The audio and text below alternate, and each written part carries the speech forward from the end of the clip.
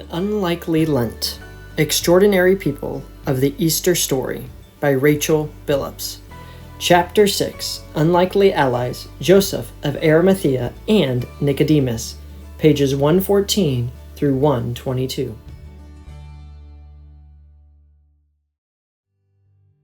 Ministry of Presence. The ministry of presence is no small act. I have reminded numerous persons in conversation when they are walking through the valley that God promises to be with us. Yea, though I walk through the valley of the shadow of death, I will fear no evil. For thou art with me, thy rod and thy staff, they comfort me. Psalm 23, verse 4, King James Version. I cannot help quoting it in the King James Version of the Bible. It is a reminder that God is present even in our suffering.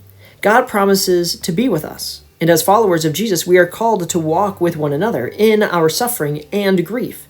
And that is where we find Nicodemus and Joseph. They took the body of Jesus and wrapped it with the spices in linen cloths, according to the burial custom of the Jews. Now there was a garden in the place where he was crucified, and in the garden there was a new tomb, in which no one had ever been laid. And so, because it was the Jewish day of preparation and the tomb was nearby, they laid Jesus there. John chapter 19, verses 40 through 42.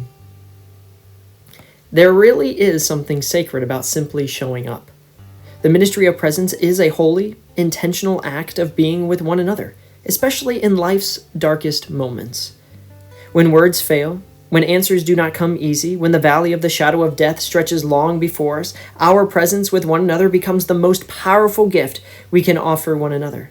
Followers of Jesus sit in hospital rooms, disciples hold hands at gravesides, and we show up at the doorstep with a meal. We do not engage in the ministry of presence to fix the situation. We do not show up to explain the right next steps. No, reader, we are simply there to be present. Because in these times, our greatest offering is not our wisdom, but our willingness to walk beside someone in their grief. In his My Parting Prescription for America, former United States Surgeon General Dr. Vivek Murthy reminded readers of our deep need for community. Sometimes in a culture that celebrates lone rangers and single achievers, we need to embrace our independence as a human community. And the only way to build community is through love. Murthy wrote, "The love required to build community must not be reserved only for close family and friends or those who share our beliefs and life experiences. It must also be extended to neighbors, colleagues, people of different backgrounds, people with whom we disagree, and even people we consider our opponents. It requires recognizing something deeper and more fundamental that connects us." This love that Dr. Murthy talked about is not a sentimental, fleeting kind of love.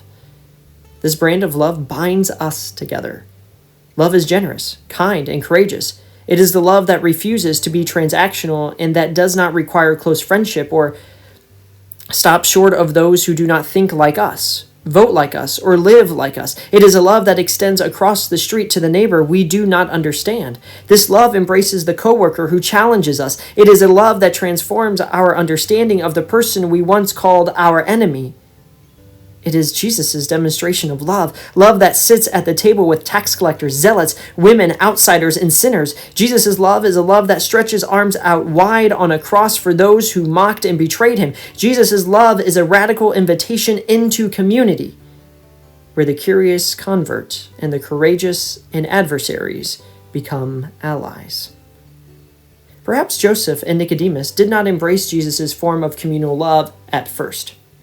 Maybe they were silent in the face of opposition, but in the aftermath of Jesus' arrest, trial, and crucifixion, they showed up. These men took a risk. It was risky to ask for the body of their friend, having no idea how Pilate would respond. After these things, Joseph of Arimathea, who was a disciple of Jesus, though a secret one because of his fear of the Jews, asked Pilate to let him take away the body of Jesus. Pilate gave him permission, so he came and removed his body. Nicodemus, who had at first come to Jesus by night, also came, bringing a mixture of myrrh and aloes, weighing about 100 pounds. They took the body of Jesus and wrapped it with the spices in linen cloths, according to the burial custom of the Jews. John chapter 19, verses 38 through 40. 100 pounds of spices is an excessive amount for the preparation of Jesus' body. Remember how Mary of Bethany in John chapter 12 was chastised by Judas for using 1 pound of pure nard? If this disturbed the disciples, just imagine 100 pounds. Although some people interpret this extravagance as a sign that Joseph and Nicodemus affirmed Jesus' death, others suggest that this amount was used in preparation for a king. In his article, From Darkness to Light, Nicodemus, the Jews, and John's Gospel, Alexander James Redrow suggested, instead, it is more likely that Nicodemus's spices are meant to portray him in a positive light. And a number of intertexts both within and without the Gospel are suggestive to this end. Outside of the Gospel, the vast quantity of spices is easily paralleled with the lavishness of royal burials attested in other ancient literature. The theme of kingship is one native to John's depiction of Jesus, especially in the Passion narrative, so that we may interpret Nicodemus's actions and that of his companion and say they have, in effect, affirmed Pilate's inscription, Jesus of Nazareth is King of the Jews. Could it be that in the courageous asking, the careful transporting, the costly preparing, and the eventual laying to rest that Nicodemus and Joseph were making a declaration? Jesus of Nazareth was now their king? In this caring act, they were protesting the actions of the Romans. Could this investment of tomb and time be the signal of their full-hearted commitment to Jesus as Lord?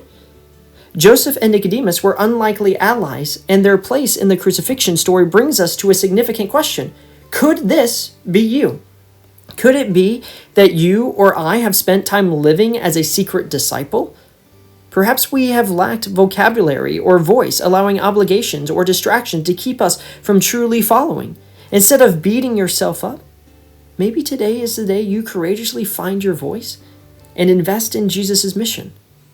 Maybe today's the day you give yourself full-heartedly to the one who did the same for you. Unlikely you. What I love about Joseph and Nicodemus is that they eventually show up, speak up, and stand up for Jesus. Their motives do not always seem clear. They did not even confess their sins that we are aware of, and there is no "I believe" spoken from their lips. In Joseph of Arimathea and Nicodemus, there was just action. For all the responsible ones, the doing ones, the ones who feel comfortable with tools in their hands and sweat dripping from their brows, these two men gift you with a spiritual path to follow. These doers stand up for the good of all that is human and the ministry of presence. God calls the most unlikely people to stand in the gap for those who cannot speak for themselves. For those who require another human to stand up for justice, peace, or reconciliation, God calls them to pick up the mic, to intentionally form community, and to mobilize the protest. Of course, God calls people like Daryl Davis to be unlikely allies, but God calls so many others as well. Over the last several years, I have encountered people stepping out of their usual spheres of influence and partnering with the unlikely to form an alliance. Reverend Dr. Heber Brown began to imagine what he could do with the 1,500 square feet of grass behind his church. He did not have a green thumb, and yet with the partnership of a more seasoned woman in his congregation, they began to plant seeds of hope behind the church. In the aftermath of racial unrest in Baltimore, that community garden began to feed the city, and they never imagined it would foster a network of over 250 black churches and 150 black farmers. Brown launched the Black Church Food Security Network, defying a broken food system with soil-stained hands and a spirit-filled hearts throughout the United States. Dr. Aaron Kruger was not expected to make waves. As president of the small and often overlooked Trinity Christian College, he could have stayed the course, but instead, he and his team cut college tuition by 40%. They did not want students to graduate with an albatross of debt, so they were determined to create solutions to a system-wide problem.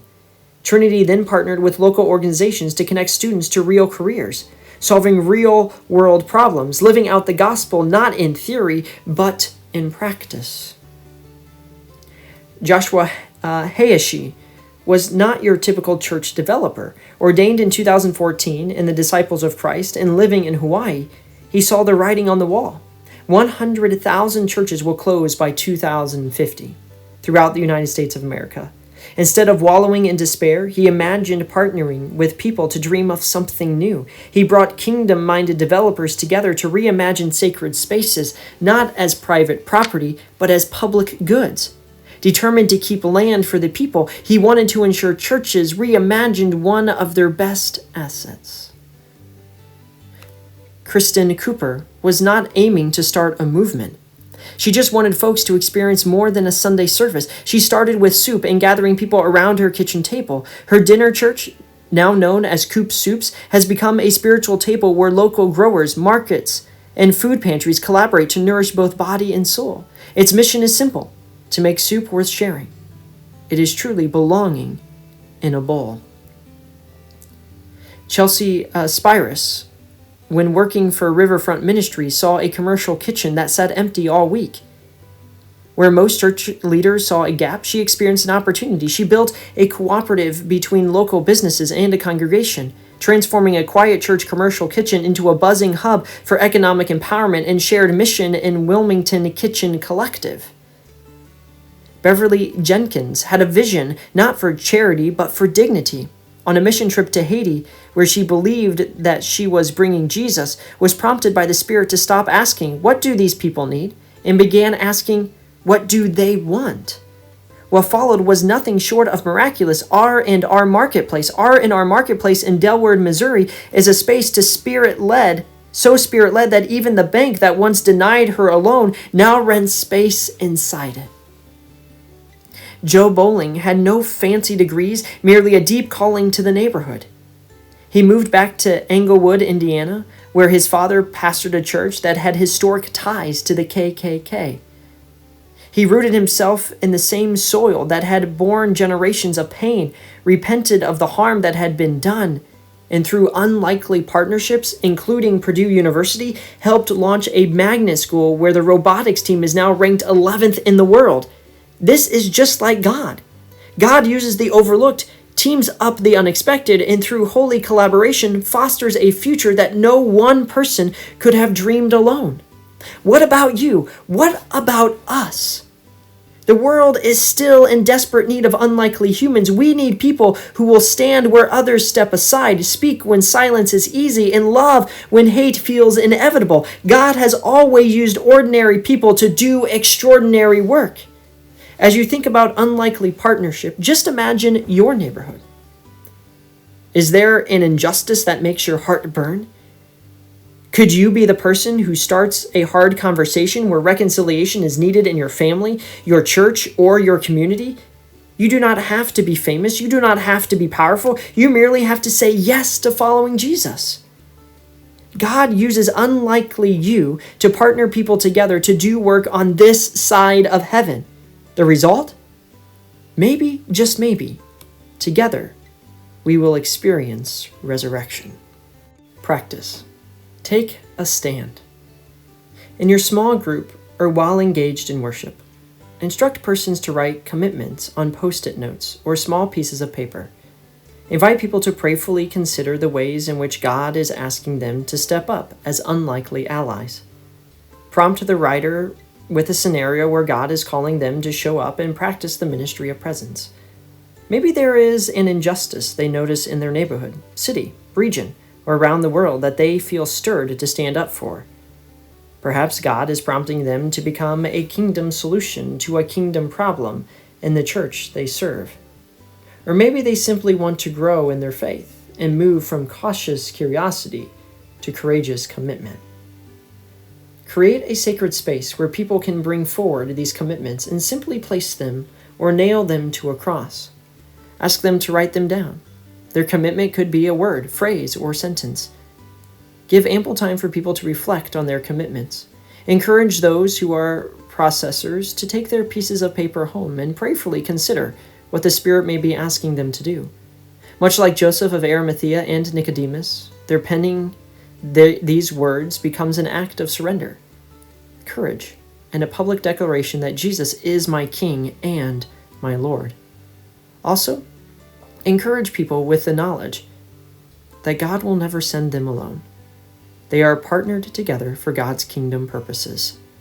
God will form unlikely allies in the most unlikely of spaces. Let us pray. God of the unlikely, much like Joseph and Nicodemus, we can find ourselves having a cautious faith. And yet you call us to move from caution to courage. Keep moving in our hearts and in our calendars so that we can love our neighbors in tangible ways. Make clear the means by which we are called to reconcile, to stand, and to commit to your work of justice in the world.